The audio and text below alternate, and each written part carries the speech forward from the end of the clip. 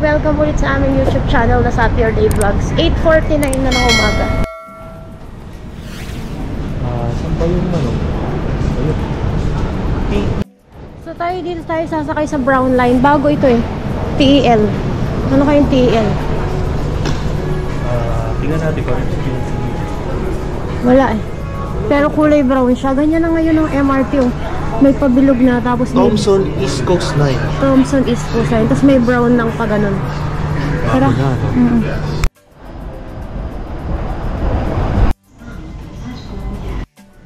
May ganyan oh. Doon NSL. Tayo TEL.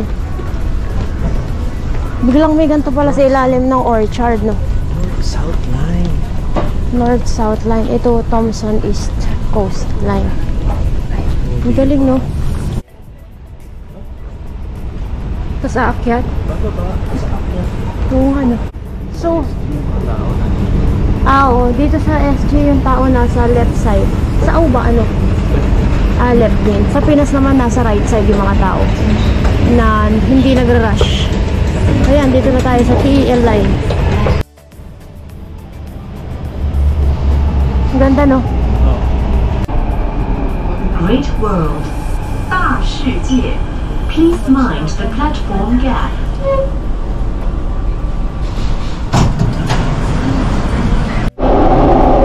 Havelock. Ayan, so ito na yung train station. Tapos, ito na yung bago, di ba? Standard yan. May mapa ng bawat station. MRT map. System map ang tawag nila. Ito yung mga lugar dito sa station na to. Yung mga which is related doon. May radius. Matalino nga eh, di ba? Oo, ang galing nga eh.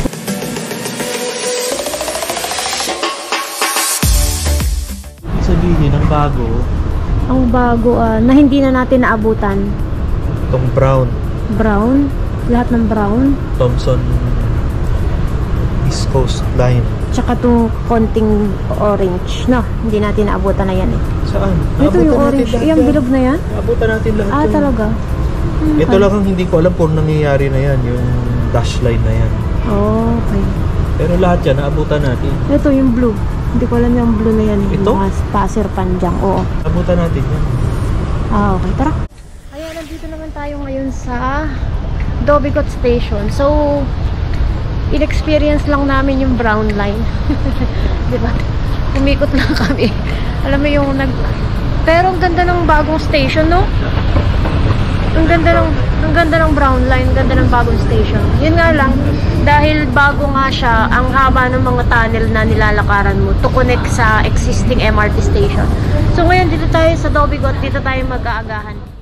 Ayan, ito na yung basement ng Dobigot. Aba, same pa rin halos ha. Nawala na yung Plaza Sing, oh. Nawala na yung kainan dito, yung sarap to ayun, gusto mo? Egiham. Hindi pa tayo kumakain eh. 3.6. Kain muna tayo tapos merienda. Egiham. Ito masarap din oh. 350. Wow, masarap. Mas mahal na sila oh. Baked ham, oo nga. Dati mga $1 lang yun. Oo nga, ito $1. Ito talaga favorite ko. Lagi ko itong binibili pag-agahan. Dati nung dito ako nag-work. Just nabukas na yung ibang shops dito. Ito na yung Plaza Sing, kung na-miss nyo. Sakto wala masyadong tao kasi nag-work na yung mga tao. Kakabukas lang ng mall. May Lego pala doon, Charles & Kit pa din. Dito nagbago na to. Dati tindahan to ng damit eh. Gold Heart yun pa rin. SK. May Muji pala dito. Uniqlo na yun oh. Nawala na yung department store, Marks & Spencer. Diba? Unless nasa taas siya na level. Oh, G2000 oh. Okay. Pero dito tayo mag-aagahan sa aming favorite toast box. May mga lugar kami na specific na kinakainan namin eh. So dito sa Plaza Sing, yung toast box yung kinakainan namin. Wow, Chinese New Year. Ay, wala na palang toast box. Naka-move on na siya. So ang lesson talaga nag-move on ng mga bagay-bagay no. Dito dati toast box eh. Wala na. Hanap tayo iba. Okay, dito na tayo sa baba na ko naman. Wala na yung favorite naming toast box. Yung pa naman gusto namin agahanin. So dito sa baba Tignan natin kung ano meron. Hindi, alam ko sa pinakababa nito merong ano eh, fair price. Aba, may Burger King. May Art Friend oh. Ayan, ito Burger King naman sa Australia. Hungry Jacks yan, diba? Dito Burger King. Dito na lang ako. Diyan ba gusto mo? Ha? Yung kanto na yan? O, sige, tara. Yes, masarap na yun.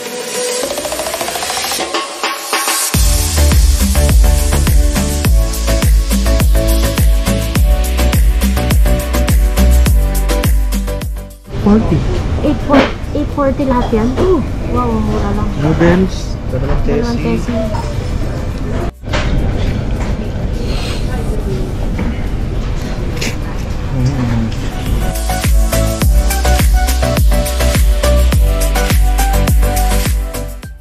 Ayan, nakakain na kami dun sa, ano bang pangalan nun? Red Hill, 8 Red Hill na kainan. Ang gusto talaga namin sana sa toast box, kaso wala yung toast box dito. Pero sobrang sulit nung kinain namin. 2 tesi, isang minced pork with noodle, tapos 2 tinapay galing bread talk. Lahat $14 lang. Sobrang mura, no? Tapos busog ka na. So ngayon maglalakad-lakad lang tayo. Kailangan mahulasan. Alam mo yung salitang mahulasan? Hindi. Kailangan mawala yung busog natin kasi later may lunch naman kami with friends naman namin. So, samahan nyo kami mag-ikot dito sa Dobigo. Tapos mamaya pupunta naman tayo sa may City Hall area. Kaya nandito na tayo sa kabilang side ng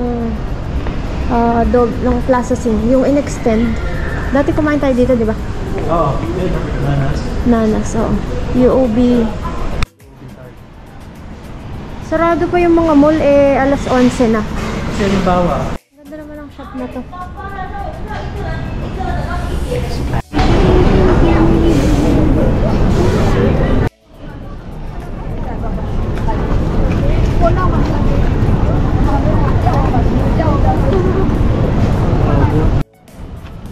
Ito na yung Bugis Junction. Wow, Chinese New Year na. Aba, iba na oh. Di ba may iba? Biglang nagka-building. At saka itong pink na to, iba. At may toast box. Yung toast box na yan, dyan kami lagi. Kumakain. Ito toast box. Dyan yung dating office namin, tapos may duo. Tapos ngayon biglang may construction na building. Oo nga, no? Parang naging busy tuloy yung street na to. No? oo. Ayan, lakad tayo kasi magla-lunch tayo dun sa Filipino restaurant na limit namin yung mga friends namin. Swensen pa din to. Swensen pa din to. Diba? Wow, puro condo na oh. Tignan mo, sa likod. Oo nga, no? Diba? Mr. Mukata. Pero gumanda yung mga shops. Bagong pintura. Pero ang dami ng condo sa paligid. No? Tignan mo. Parang bumigat na yung lugar, no?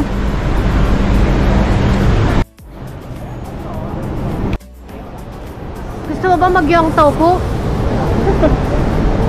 Dito kami kumakain ng yang tao po dito sa building na to. Sa loob niyan, sa taas.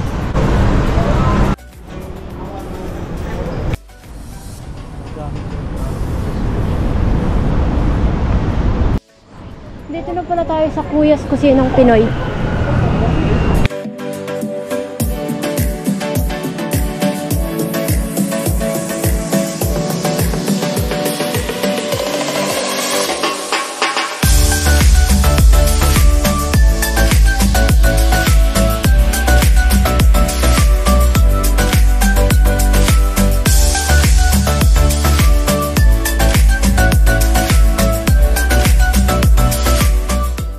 Paninda dito. Pa may North Face pa rin dito sa Marina Square. Gusto mo puntahan?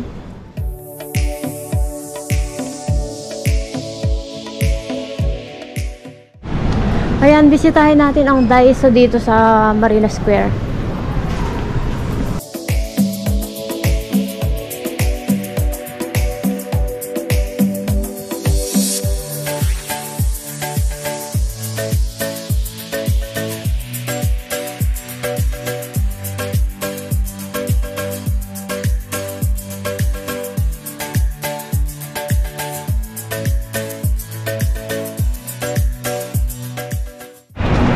Ayan, nakalabas na kami sa Marina Square. 5:20 na ng hapon. Ang tagal namin yung nakipagkwentuhan sa aming mga friends dito sa office namin. Ayan yung view ng Marina Bay Sands. Tapos, ano kaya itong building? Ano kaya itong ginagawa dito? Ayan siya. Hindi na nga lang kami lalapit dyan, no? Dito na lang tayo. Tawid tayo dito kasi sasakay tayo ng... Tawid tayo doon. Silip lang tayo doon sa tubig. Oh, sige. Kasi last time di tayo nakapunta yun, no? Ito yung office namin. Oo. Tapos Dyan yung office namin sa Marina Square. convenient lang. Ayun pala yung flyer, oh. Singapore flyer. Ito naman yung Suntec. Binagon. Oo nga, no. Mandarin Oriental. Dati ba ano, maroon? Puti. Puti. Okay. Tapos dito yung kilala na kainan na Makansutra. Diba?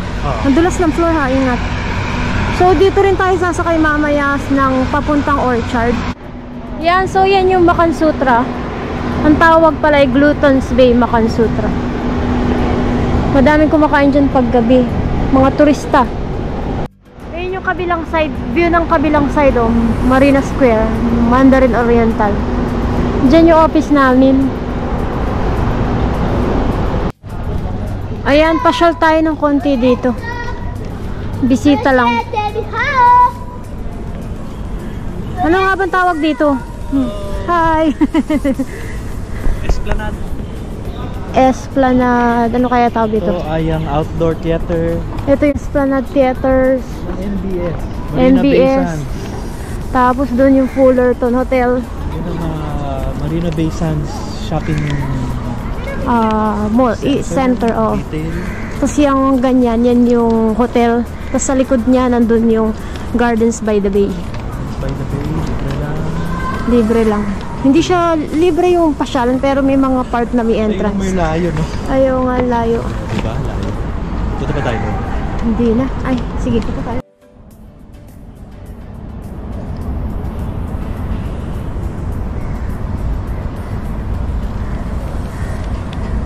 Ayan, papunta na kami dun sa bus stop.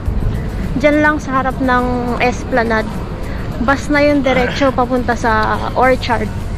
So, pabalik lang kami sa hotel. Tapos mamayang dinner, may imimit ulit kami na friends. Ibang friend naman. So, share it namin sa inyo ng kaunti yung pupuntahan namin mamayang gabi. Ayan, same day pa rin ito. Same night, pero nagpalit lang kami ng damit para kasi whole day na kaming gumagala. So ngayon, kakain naman tayo ng dinner kasama yung ibang group of friends ulit natin. So dito lang tayo sa Orchard. Japanese food naman yung kakainin natin.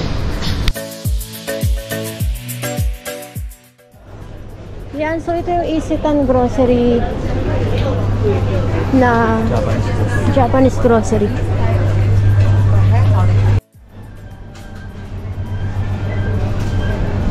Dito, di ba? So, dito kami kakain sa Sampu Tei Ramen ba?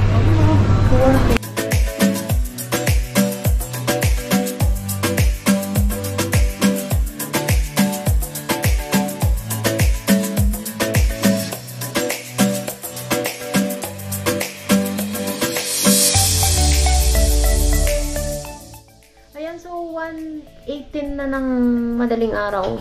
Ngayon lang kami nakauwi kasi ang dami naming kwentuhan with yung aming mga friends nga dito sa Singapore. So nakakatuwa kasi naglaan talaga sila ng oras na ganun katagal para mag-catch up, no? Ang kinain namin ramen, tapos lumipat kami para mag-dessert. Nag-update lang kami, tapos naalala namin yung mga travel namin together, ng mga nagbali kami or kung saan man kami pumunta. So yun lang, sobrang thankful kami kasi meron kaming mga sobrang close friend talaga dito sa Singapore, no? Na naglalaan sila ng oras sa amin para kitain kami at makipagkwentuhan. So salamat sa inyong panonood. Sana idea kayo ng mga presyo ng mga pagkain dito. Sobrang mura ng pagkain dito, 'di ba? Yung breakfast natin ang dami-dami na pero $14 lang. Tapos yung lunch natin dun sa Pinoy shop, 'di ba? Yung Tapsilog $8.50, 'di ba?